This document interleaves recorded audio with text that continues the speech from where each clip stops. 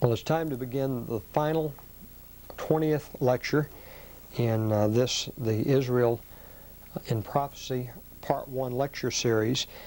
As I said at the end of the last video or audio tape, we'll go back to the appendix in the workbook for Chapter 7, and we'll pick up the threads where we left off last time.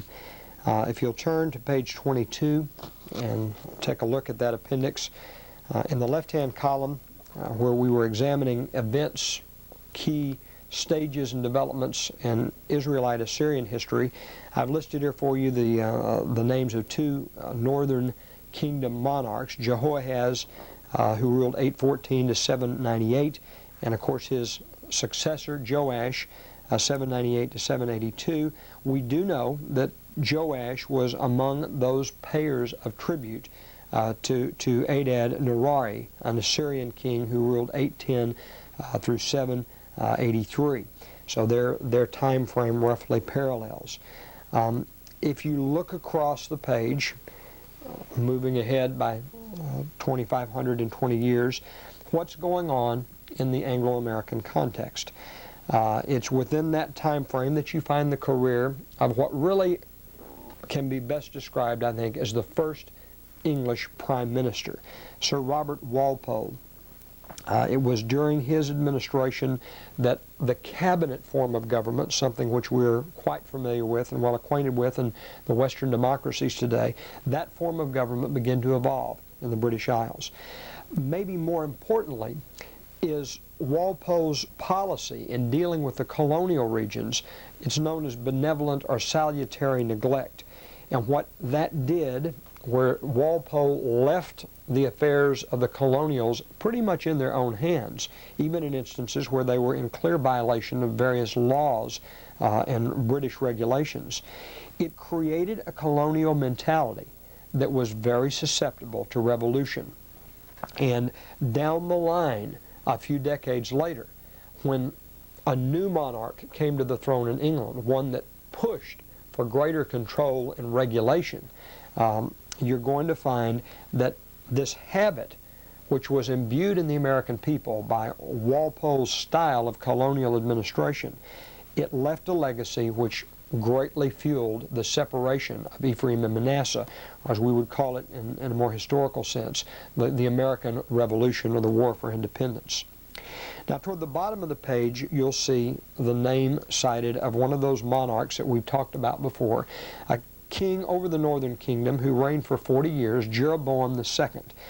He presided over Israel's, as we've called it before, Indian Summer, a time period of great military and economic success. In many respects, on the surface of things, Israel had begun to flourish. It was rich, it was increased, it was doing very well. A quotation or two to perhaps amplify the point.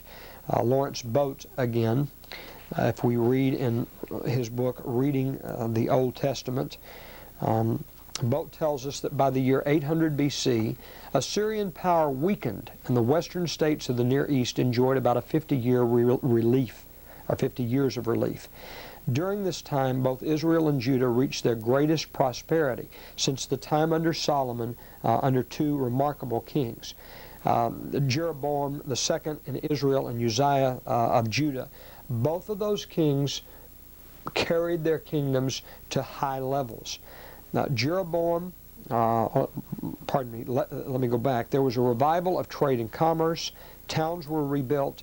Jeroboam was able to extend his control over parts of the kingdom of Damascus, and the number of wealthy citizens increased dramatically, at least if we can believe the archaeological evidence showing that much larger private houses began to appear at this time.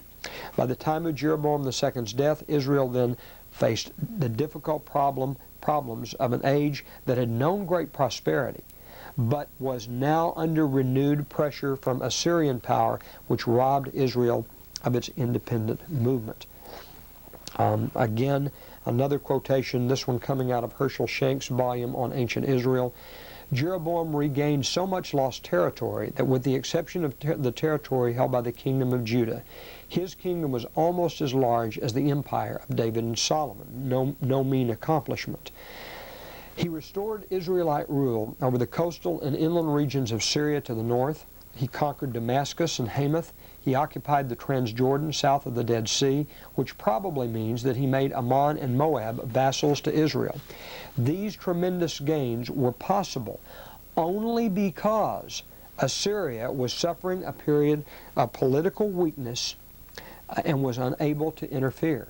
In the midst of prosperity and evident political security, Israel did not realize that there were only a few decades to go before its doom would come, as predicted by the prophets. There are a couple of aspects of this I'll take for a moment to develop.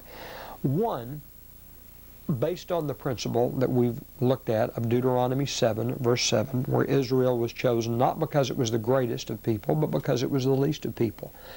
Based on the concepts and analogies of Ezekiel 16, where God likens his picking up of Israel and making them his people. He likens that to picking up an infant that's bloody and uncared for, that's been born, but no one is tending to its needs. And it needs help to make something of itself. Likewise, likening it to, in a spiritual sense, God's proclivity in the New Testament era, age, or dispensation, if you will, of calling not the mighty, the well-to-do, or even, for that matter, the highly educated, let alone the rich and famous, but calling the weak and foolish. The principle being, if God can work with physical national Israel, if God can call the weak and foolish of this world and bring them to where he wants them to be, then he can work with anyone. There's no goal left that he cannot attain or achieve. With that thought in mind, it's interesting to note that the rise in power among the Israelite kingdoms, typically through history, has been not so much the result of overwhelming might as it has been the result of the decline of the big powers surrounding Israel, whether it be the Egyptians, the Assyrians, the Babylonians, the Hittites, whichever power it may have been. Now, the other strand of thought, going back to the quote in the Shanks volume, Israel did not realize that only a few decades later its doom would come, as predicted by the prophets. What about those prophets? At the bottom of the page you'll see named Hosea and Amos, and they indeed prophesied against Israel. The remarkable thing is that their predictions came in the midst of physical and material prosperity. Yet beneath the surface of what looked very appealing and good lay an inner decay, a rot at the core, a social and a moral malaise of sorts. Among the problems that these prophets invited against were oppression of the poor by the well-to-do, perversion of government, unbridled greed, which motivated the broad population in terms of its goals and ambitions, selfish aristocratic luxury, particularly among the women of that society, some very pointed and unattractive metaphors, particularly in the writings of Amos. A superficial religiosity, an irreverence toward Sabbath observance, a faithlessness toward keeping the covenant they had made with God, even a worship of foreign gods. All of these things pointed to dark clouds which would soon appear on the horizon for Israel in a national sense. Another quotation, which I think may help us in terms of our understanding, would come at this juncture from, again, the Shanks volume. Sparing neither king nor priest, nobility nor common people, Amos castigated them all in a simple but sharp message of reproof and denunciation. He warned that only complete repentance by king and by people, which was a little bit different in terms of broadening it to indict the entire nation, different in terms of what previous prophets who had tended to deal more directly with the leadership. Now the indictment is national. Only complete repentance by king and people, a turning again to Yahweh whom they had forsaken, could avert the approaching catastrophe. What's interesting about this passage is that about the prophecies of Hosea and Amos is it comes in the context of an Israel which is healthy and robust, strong and capable.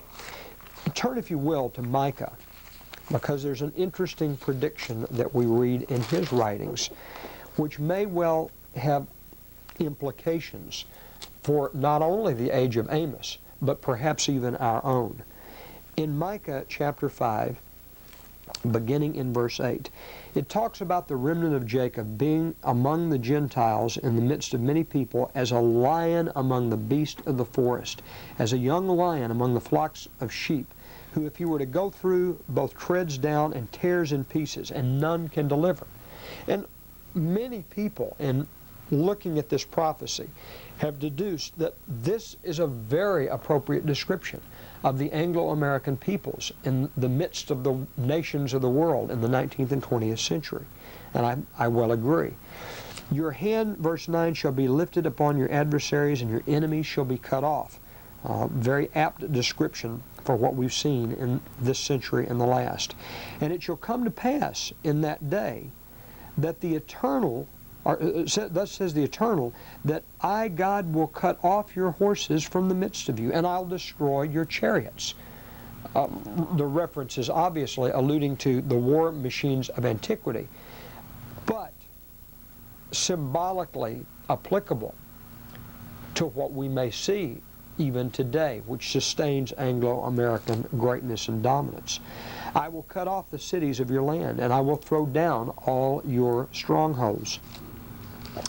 Verse 12, I will cut off the witchcrafts out of your land, and you shall have no more soothsayers, and graven images also will I cut off, and your standing images out of the midst of you, and you shall no more worship the work of your hands. And I will pluck up your groves out of the midst of you, so I will destroy your cities, and I will execute vengeance in anger and fury upon the heathen as they have not heard. Is there a lesson for us? You know, the message of Amos and Hosea is an interesting one because it comes in the context in a time of ascendancy and power enjoyed by the Israelitish kingdom of Jeroboam II. And yet calamity did come. Is there a need for a call for national repentance? Are we looking here at a forerunner of what may be needful for national Israel, for the Anglo-American peoples at the end of the age? Let's take a look at yet again another quotation, this coming from Lawrence Boat's Reading the Old Testament. He summarizes the fidelity of Amos's message, writing these words: God does not stand idly by and watch evil go on. It may appear that way for a time, but it will not go on unabated. The political moves of Assyria and its fearful military victories are not accidents of history, but permitted and directed by God to punish Israel. That brings to mind a sobering question. Is the church to give an end-time warning message, even if outward signs of military and economic decay are absent? It's a fascinating question, and it's one which inspired ministries like that of Herbert W. Armstrong to address that issue very directly and quite head-on. After Jeroboam, the kingdom began to unravel, and we'll look at a couple of observations that's made in that regard. Relevant to Hosea's prophecies, Hosea was Amos's younger counterpart. One author, Lawrence Boat again, suggests that he probably lived to see some of his own predictions fulfilled. He no doubt, as Boat puts it, saw one king after another change loyalties for and against Assyria. He saw the violence of assassination destroy the inner spirit of the country, and he watched as little by little the Assyrians conquered and deported parts of the kingdom until the capital itself, Samaria, went down in flames. Shanks, in his volume on ancient Israel, describes the political chaos which characterizes the northern kingdom in those years shortly after Jeroboam II died. Civil wars, assassinations, and internal fighting between groups which supported Assyrian policies or opposed any capitulation to them, these racked the northern state. The deaths of Jeroboam, Uzziah, they came at the very moment when Assyria regained her power and renewed her push to the west. Meanwhile, 2,520 years down the timeline. Take a look at the top of page 23, in fact, the whole virtually of this page. What's going on amidst the Anglo-American peoples? Well, the Industrial Revolution, at least those things which laid the foundation for England's industrial and economic supremacy, begin to develop, 1760s through the 1790s. On the political international front, the French and Indian War, the 7 Years' War. In 1759, the Annus Mirabilis, the glorious year, a time when England defeated France at Quebec on the Plains of Abraham, when England defeated the French in India at the Battle of Plessis, when England destroyed 2 French fleets, when England becomes, in essence, the foremost colonial power in the world and emerges from that worldwide conflict as a power in firm grip and control of India and also North America. Meanwhile, on the North American continent, the French and Indian War eliminated the need in the minds of the English colonials for the British presence there to protect them from the Indian and the French threats. That gave fuel to sentiment which ultimately would drive a wedge between colonists and the mother country. India, around the other side of the world, is set to become what would be known as the crown jewel in Britain's imperial diadem. England's national debt, as a result of fighting that far-flung conflict, it nearly doubled due to costs of those wars. In that respect, it prepared the way for increasing pressure in England and Parliament to put taxation on the colonials living in North America. And any American elementary school student can tell you representation or taxation without representation was one of the driving forces leading the American colonies to revolt, and in the final analysis leading to the fulfillment of that prophecy in Genesis 48 about the separation of Ephraim and Manasseh. 1765, the Stamp Act Congress, the first step toward welding the colonies together, toward taking common action. Moving back to the left-hand column, Zechariah, the king over Israel, in 752. 2,520 years later, we find various things, actually a little earlier than that, the Townsend duties, levies placed on products, which created great offense among the colonials, prompted the boycotting of British goods and attempts at manufacturing their own products locally or in the colonies themselves. 1770, the Boston Massacre and the subsequent repealing by the English of the tea tax. And yet, the Tea Act of 1773, although the price paid by colonials for their tea decreased as a result of that act, Americans resisted what they perceived as a mandate that they must submit to the will of Parliament, of parliamentary supremacy, as it's sometimes described. In 1773, the Boston Tea Party, confirmation of British impressions that the Americans are disrespectful, uncontrollable, unruly ruffians, and the only way to deal with them is with a hammer, with an iron fist. The Quebec Act in 1774.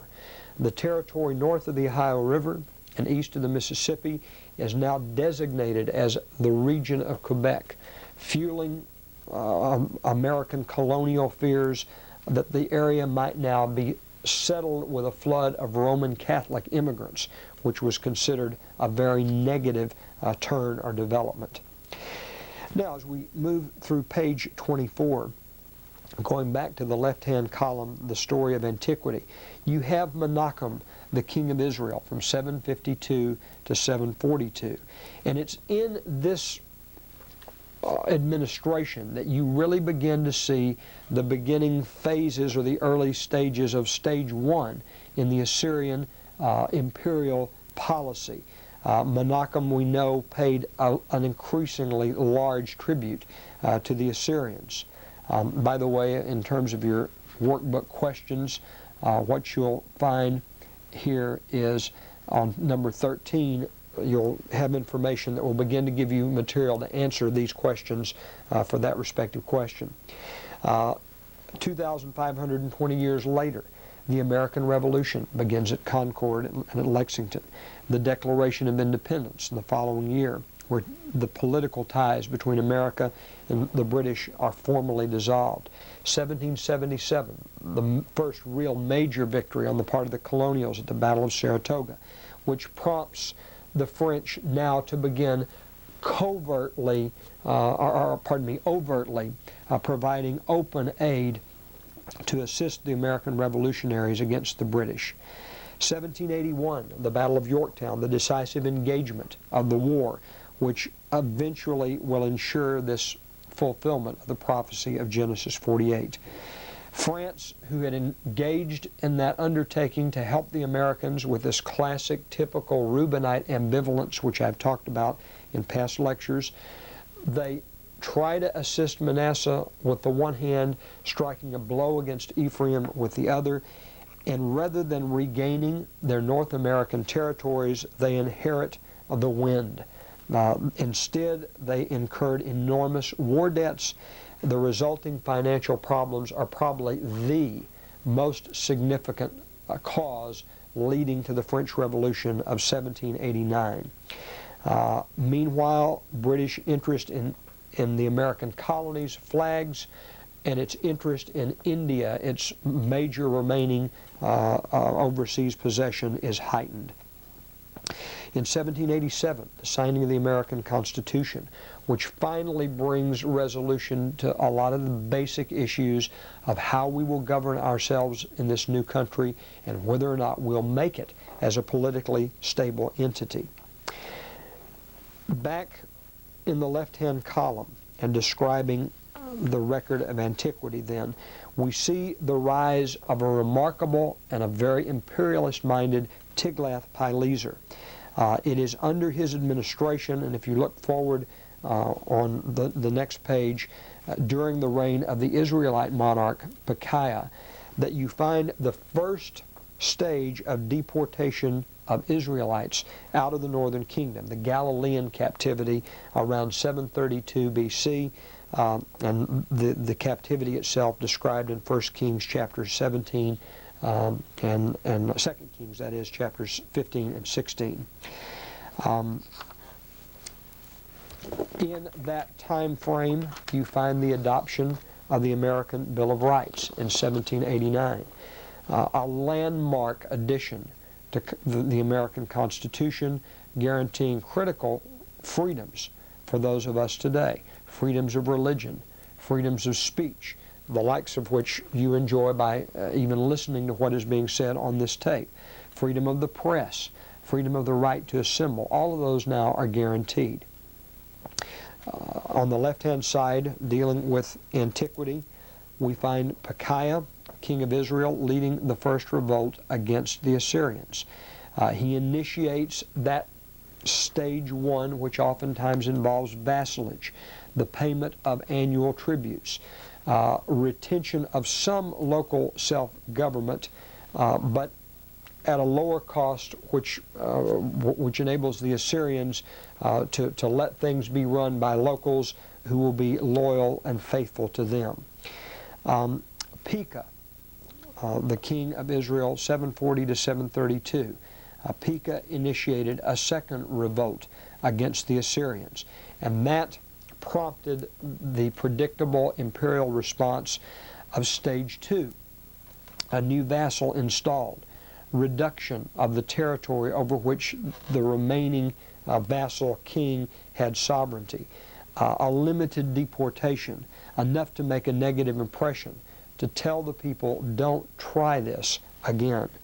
Ahaz, a subsequent monarch, king from 735 to 715 over Judah, actually not a subsequent monarch, but the king of Judah in the southern reaches, who allied with the Assyrians, creating a pincher, hurting the northern kingdom.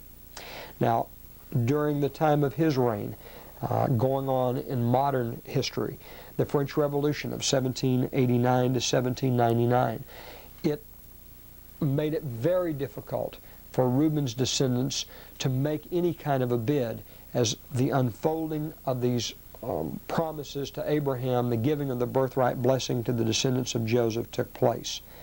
The so-called French Wars, 1793 to 1799, Horatio Nelson's defeat of Napoleon at the Battle of the Nile, will all come back.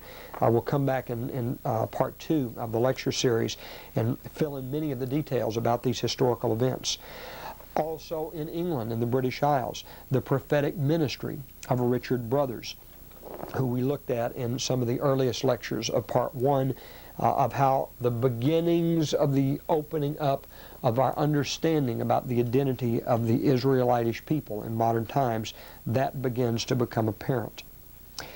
And moving back to the left-hand column, Hosea, the final monarch over the Israelite northern kingdom, implements this third and last revolt against Assyria, and of course sets in motion Stage 3, the loss of all local rule, the incorporation of the entire northern kingdom into Assyrian territory, the massive deportation of the majority of the population with resettlement of non-Israelitish people in the area.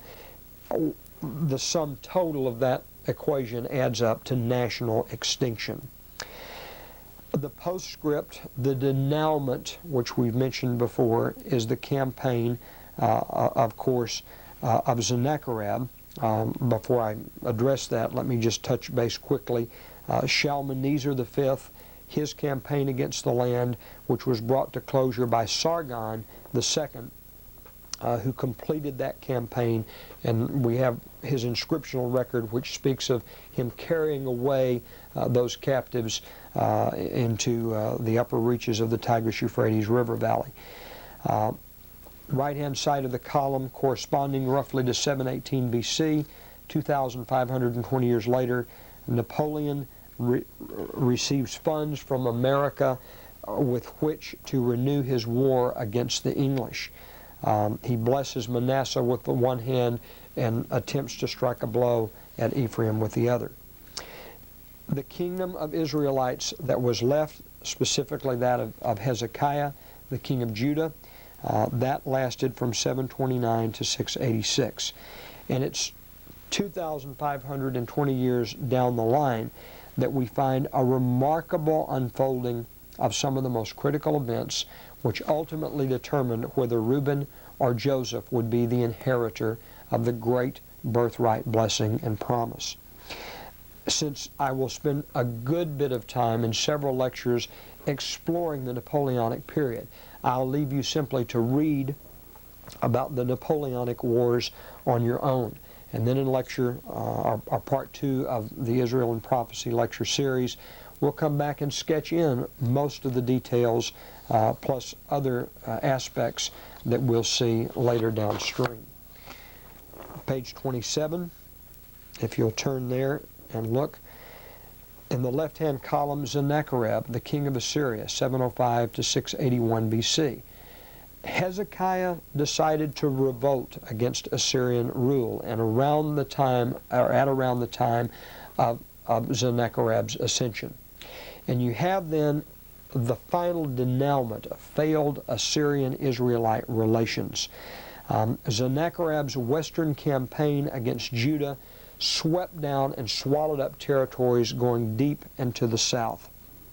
The most dramatic event, at least in regard to the records that have left behind, way down to the south and west of Jerusalem, was the so-called Siege of Lachish. Sennacherib immortalized this conquest in limestone bas-reliefs, which served as panels to his palace there in the royal capital. Today you can go into the British Museum and you have a couple of rooms that have those panels that tell this entire story of the siege of the town, the embattlement of the people, and the ultimate conquest by the Assyrians.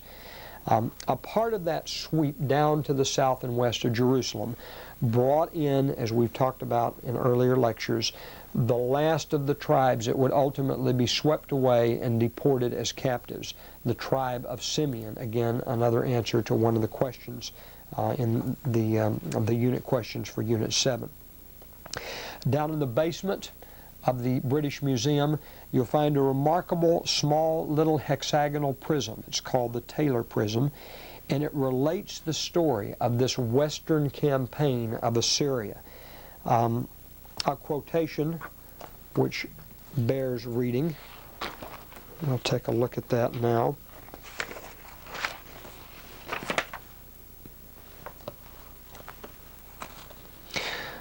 Sennacherib captured the story of this western campaign in what is described here by T.C. Mitchell in his volume The Bible in the British Museum.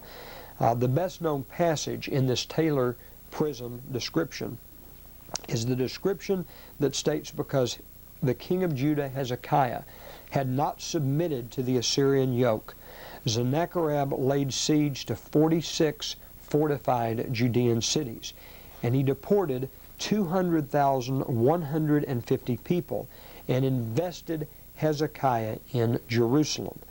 The monarch of Assyria is said to have, or claims to have, trapped Hezekiah in his capital city, Jerusalem, quote, like a bird in a cage.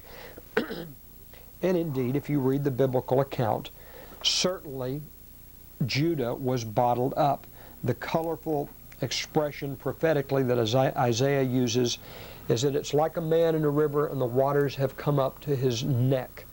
That's how Assyria had swept over and gained control of the kingdom of Judah. Only the head, the capital city, was left untouched. What Sennacherib's account does not say is almost as important and certainly more interesting, I suspect, than what it does say.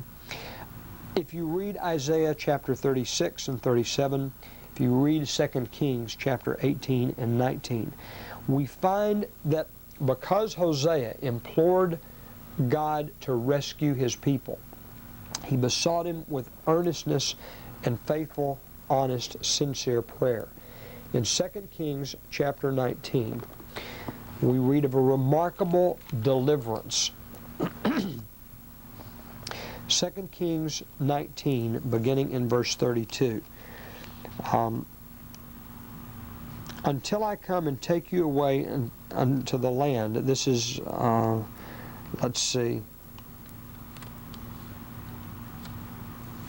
Yes, this is the charge from Rabshakeh, the servant of Sennacherib, and he's threatening the people of Judah. Until I come and take you away to a land like your own, a land of corn and wine, a land of bread and vineyards, a land of oil, olive, and of honey, that you may live and not die. Don't listen to Hezekiah when he persuades you, saying, the eternal God will deliver us. I'm sorry. This is in chapter 18. Well, let's go ahead and read this because this conveys in many respects the context. Rabshakeh has challenged. He has thrown down the gauntlet in a sense. And he says, have any of the gods of the nations delivered at all his land out of the hand of the kings of Assyria? And then he goes on to list these various territories. Is Samaria any different? Who are they among the gods of the countries that have delivered their country out of my hand, that the eternal or Yahweh should deliver Jerusalem out of my hand? The people answered not a word. They held their peace. They didn't say anything, for the king's commandment was to not answer them. And then in chapter 19 and verse 32, therefore thus says the Eternal concerning the king of Assyria, promising the Israelites, the Jews, protection from the Assyrian onslaught.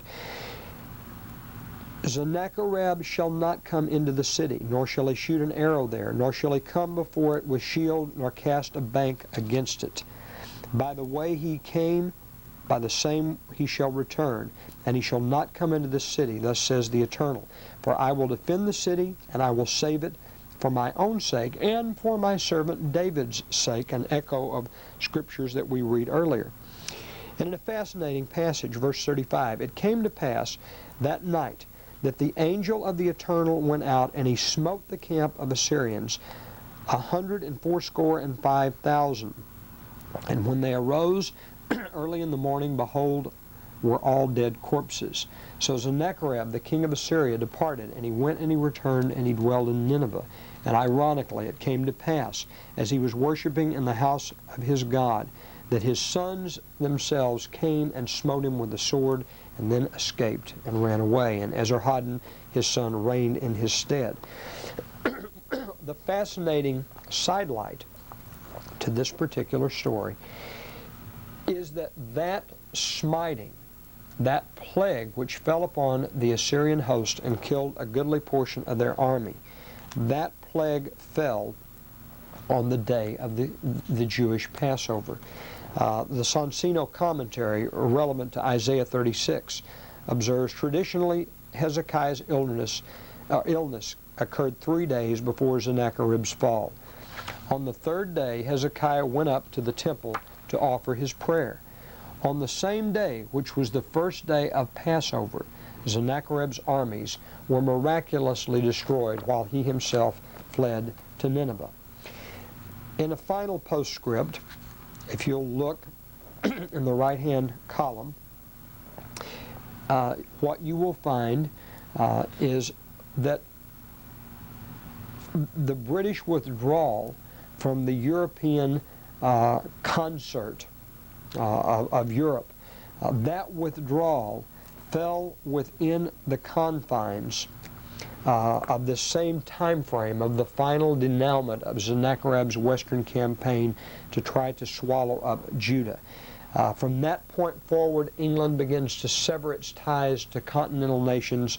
It begins to introduce a policy which dominated during the 19th century, that of splendid isolationism. I've given for you in the left-hand column a few other dates which shows how the history of the Assyrian kingdoms eventually ground to closure. Then on the right-hand side, various important developments which occurred as those final death throes fell upon the Assyrian people. Note down toward the bottom of page 27, one of those developments was the publication of John Wilson's Our Israelitish Origins, where we see the first thorough development of the British Israel idea. And then on it goes to wrap up this particular little appendix, which I hope you would find helpful in working of presenting the information. Taking the broader view then, we see how this period, roughly 1660 to 1820, becomes that critical stage during which modern Israel will inherit the bulk of those blessings that it needs to exploit the birthright promise. With that, we'll draw closure to this Part 1 lecture series on Israel and prophecy. For those of you who would like to continue with Part 2, in those lectures we'll take an in-depth look at much of the history that's outlined in this appendix for Unit 7 in Part 1. We'll examine just how it was, what was the history of how the descendants of Joseph came to enjoy the birthright which ultimately came into their hands. I hope you enjoyed this look at Israel and prophecy. I wish you all the very best in your continuing examination of this topic in your studies about how the prophecies of God have come to be fulfilled.